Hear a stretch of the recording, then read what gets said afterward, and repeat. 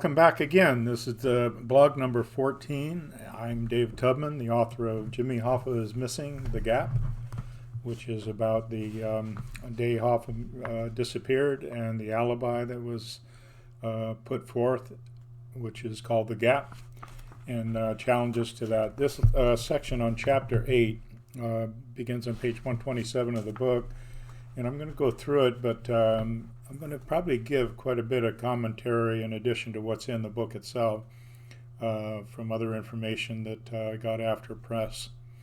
So this is a pretty important chapter. It's towards the end of the book, and I might have to split it up into two parts to stay within the half hour or 25-minute mark. So before we get started, please follow, like, subscribe, and share this to as many people as you can. I can guarantee they won't hear a lot of this information in the open forum, and this is a place to get a lot more understanding about what happened to Jimmy Hoffa that afternoon. So, Chapter 8 is going to cover Jack's Car Wash, and that's Jaxkar Wash, located in Farmington Hills. It's also going to cover Louis Lintow. Now, the Hoffa's memo names him as a pretty important witness. They have several pages that we'll go over regarding what he had to say and what he said that was either intentionally or just unintentionally not true about the phone call that day that Hoffa disappeared. And then the car wash itself.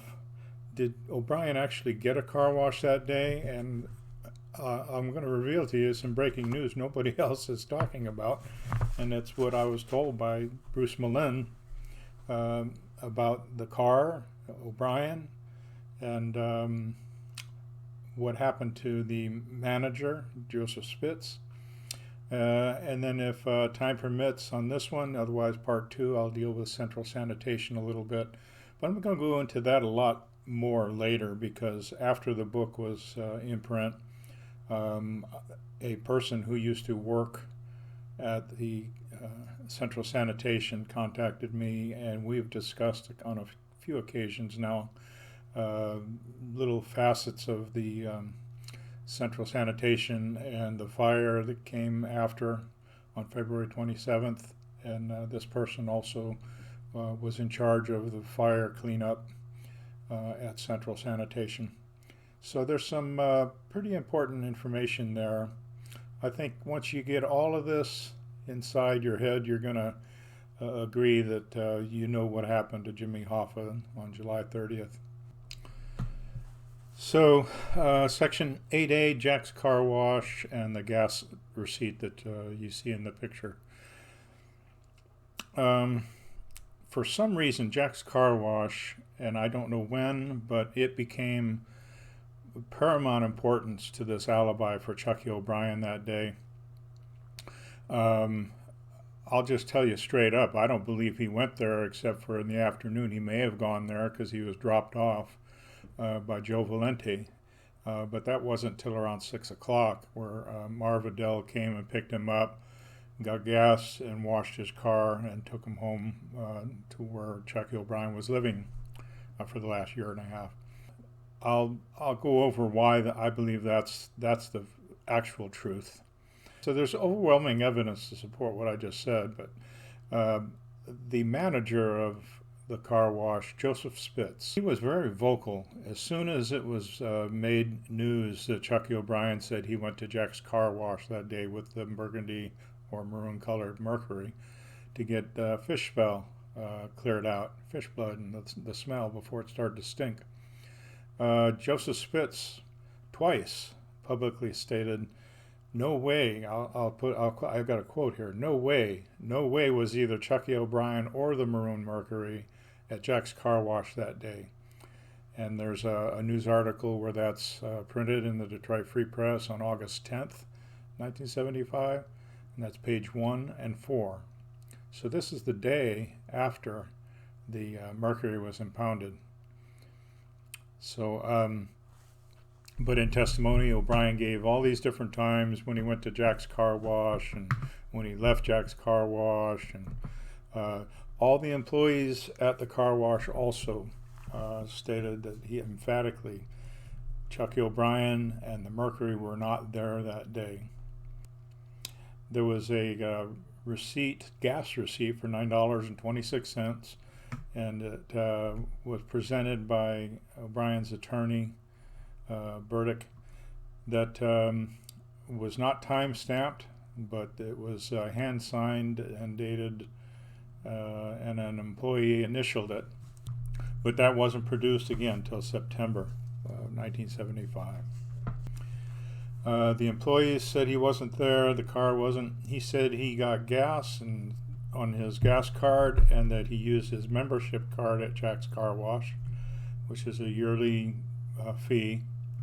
But the manager, Joseph Spitz, said that you could not use that on any other car except the one whose license plate matched membership, which was his own car, which of course he didn't have. It was repossessed a bit before this date, and the car he had at the time was a black Lincoln, union supplied, but it wasn't in Detroit, it was in Memphis.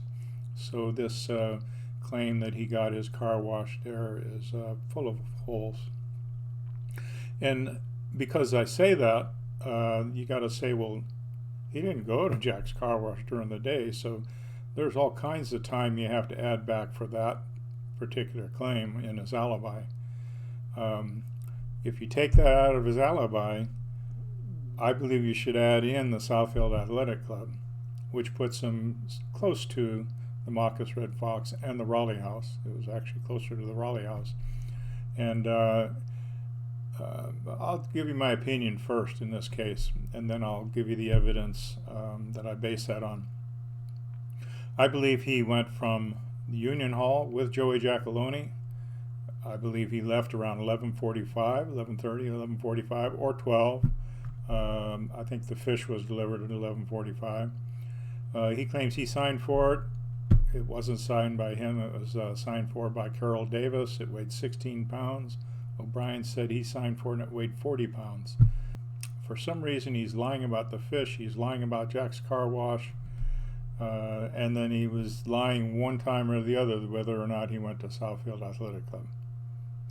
So let's just say, it appears to me anyway, that he left Union Hall with Joey Giacalone, took him to Southfield Athletic Club because he was spotted there by the washing machine repairman at 1 o'clock and then again at 4. And then he delivered the fish, and he came back to the Southfield Athletic Club in time to get final instructions, which is what the FBI stated in the Hoffa's memo. They believe he went to the Southfield Athletic Club after all to get final instructions from Tony Giacalone. Based on witnesses and the recanting that O'Brien had, he probably met out near the entrance to the athletic club, not inside. The receptionist claims she didn't see him there that day, and he was spotted speaking with Tony Giacalone just at the entrance or just outside the entrance by a witness. But let's get back to Jack's Car Wash. He claims he left Jack's at 2:45. On page 128, I have kind of a feature here. Some of it I knew before I spoke to Bruce Millen, again the son of Jack Millen, who founded Jack's Car Wash, who had passed since Hoffa's abduction. But I have a clip of the article, and this is on August 16th, 1975, page 4 of the Detroit Free Press. And it has a picture of Joseph Spitz. He died mysteriously within a week of stating that O'Brien was not there and the car was not there at Jack's Car Wash that day. His wife Mary is the one who told the FBI that he was in perfect health. He took some aspirin in the morning, and one doctor, there was no autopsy done, but one doctor said that it could have been that this aspirin irritated an ulcer that he didn't know he had, and he died from a bleeding ulcer. But that wasn't conclusive. Now, when I spoke to Bruce Malin, he told me that part of his family secret here is that Mary Spitz, the wife of Joseph Spitz, tried to get the body back to bury him. And the FBI was uncooperative until she finally had to get an attorney to demand the return of the body to be buried. The FBI was all over this, but not much of it was in the news. So read this article on page 128. You'll also see the receipt that O'Brien claims he got gas that afternoon or that day. Now, since he did go, like I said, Joe Valenti dropped him off at the end of the day around 6 o'clock. He was picked up shortly after by Marv Adele and taken home. It's quite possibly, even though employees say he did not come and get gas and get a car wash, it's quite possible that that's how Marv Adele got gas. Maybe Chucky O'Brien did pay for it. Otherwise, this is just a counterfeit receipt that was produced later. So the other half of that family secret I told you that Bruce Malin imparted on me during our phone call is that within a few days after the abduction, now this is before the car was impounded on the 9th, so it would have had to been around August 2nd or thereabouts, that Joey Giacalone shows up at Jack's Car Wash. And remember, his apartment's in St. Clair Shores. It's a good 45 miles from there to Farmington Hills, where Jack's Car Wash is located. And who knows why he felt he had to drive his Mercury all the way over to Jack's Car Wash at Orchard Lake and Grand River Avenue to get, as his words to Malin, or the employees there, was there's fish blood. He needs the fish blood cleaned out before it begins to stink. This is almost exactly what O'Brien claimed he said to Jack's Car Wash. But this was not on the 30th. This was days later. So if that's the case, then Chucky O'Brien, again, did not take the car there to be cleaned out. And fill in the blank why Joey Giacalone had to bring this car all the way over to Farmington Hills that day, a different day, to get the fish smell taken out. So what I do, though, is I go through the time frame here on page 129, and then I'll go through the cleaning process that I don't believe happened on the 30th. It didn't happen until Joey Giacalone brought the car back to that area. Referring to the Hoffa memo on page 26, that's where it discusses the Joe Valenti. Now, before O'Brien was interviewed on the 6th, on August 5th, Joe Valenti was interviewed by the FBI. Now, that's before O'Brien even made it back to Detroit. He was in Washington, D.C. on the 5th. And he didn't fly back to Detroit till the 6th, the day after Valenti already spoke to the FBI. And he told the FBI that he took Chucky O'Brien from Union headquarters. He said O'Brien asked him for a ride between 4 and 4:10, and he left around 5 o'clock and headed to Jack's Car Wash. He dropped O'Brien off across the street at a restaurant from Jack's Car Wash. That's apparently where Adele came to pick him up, which was 6:10. Marvin Adele told him 6:15 is when he arrived to pick up. He said he got gas in his own car, filled it up, and got a car wash, and then they both went back to his home. 7:30, O'Brien says, which is refuted, and obviously he recanted it later. So he lied and said he went to dinner at 7:30 with the Adeles. This is all on the 30th, the day of the abduction.